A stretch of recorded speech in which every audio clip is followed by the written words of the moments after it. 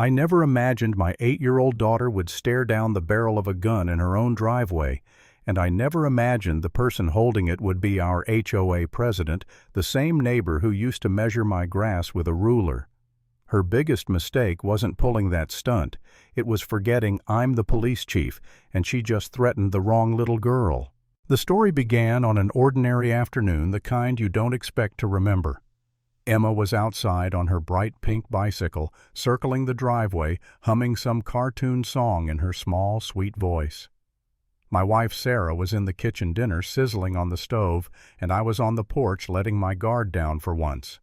Being the police chief of a small suburban town meant I was always alert, but at home I tried to separate work from family.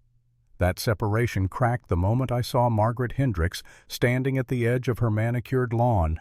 Arms folded, silver hair pulled tight, her eyes locked on my little girl. Margaret wasn't new to trouble, at least not in the HOA sense.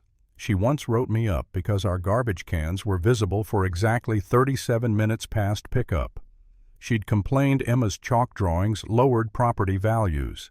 She even scolded Sarah for planting tulips that weren't in the approved earth tone color palette.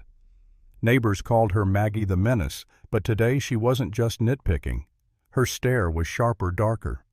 I felt the instincts I usually reserve for street patrol rising in my chest. Emma was clueless, singing louder, her helmet-crooked hair bouncing in the late sunlight.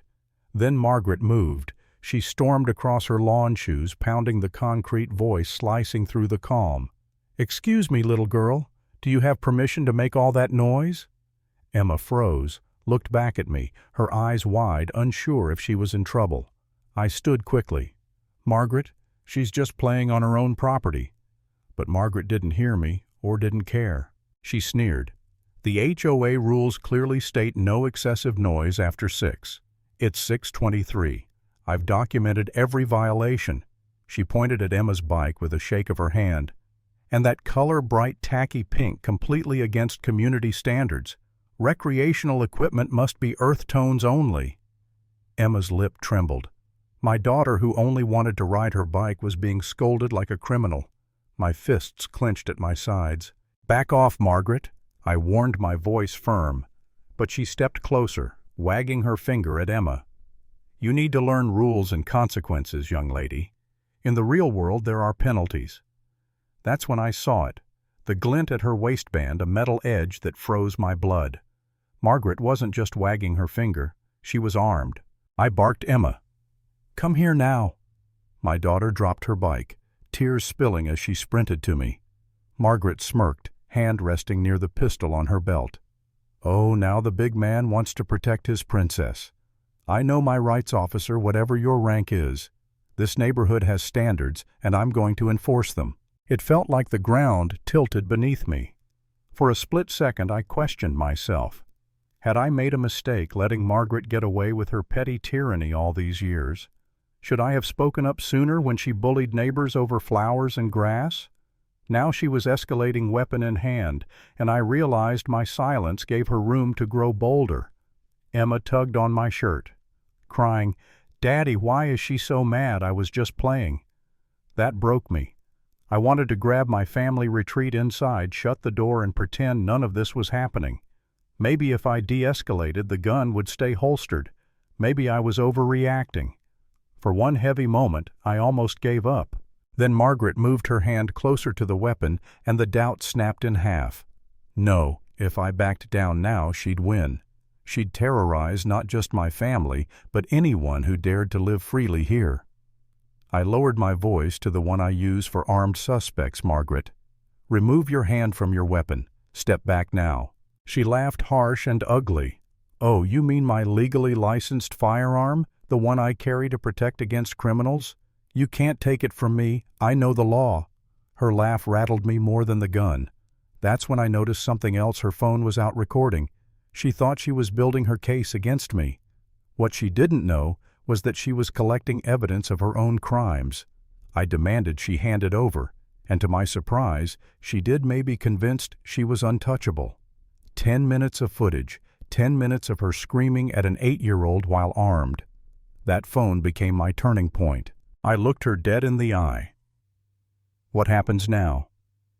Margaret is, I arrest you for intimidation with a deadly weapon, child endangerment, and creating a public disturbance.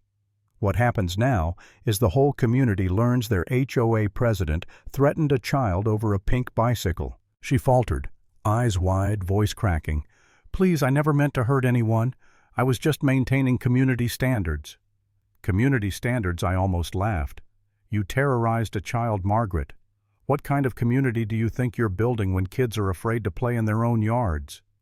Emma clung to Sarah's leg, eyes red, and I pointed to her. Look at her. Look at what you did. She'll never forget this. That's your legacy. By the time my officers arrived, Margaret was sobbing on her front steps, her pistol confiscated, wrists cuffed. Neighbors peeked out from their windows, phones in hand, recording the sight of their HOA queen dragged away in disgrace. As she was led to the patrol car, she cried, begged, offered to resign, even to move out. But it was too late. My voice cut through her pleas. The consequences you wanted my daughter to learn, you'll learn them now. Later at the emergency HOA meeting, I played the recording on a projector. Her own voice filled the room, ranting about noise ordinances while her hand hovered over a gun. Gasps, murmurs, even angry shouts erupted from the crowd. People who once shrugged off her petty rules realized the monster they had empowered. One elderly neighbor stood and apologized through tears. But I didn't let them off easy. The problem wasn't just Margaret. I told them it was the system that let someone like her dictate how children laugh, what color bikes they ride, what joy looks like.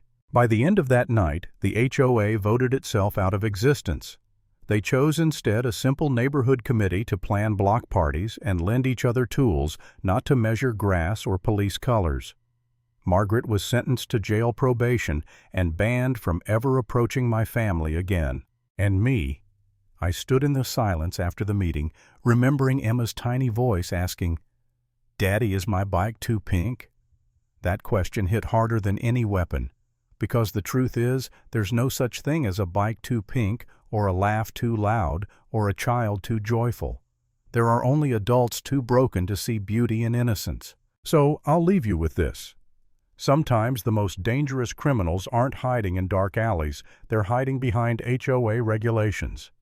And sometimes the most important arrest you'll ever make happens right in your own neighborhood. What about you? If your neighbor pulled a gun over something as petty as a pink bicycle, what would you do?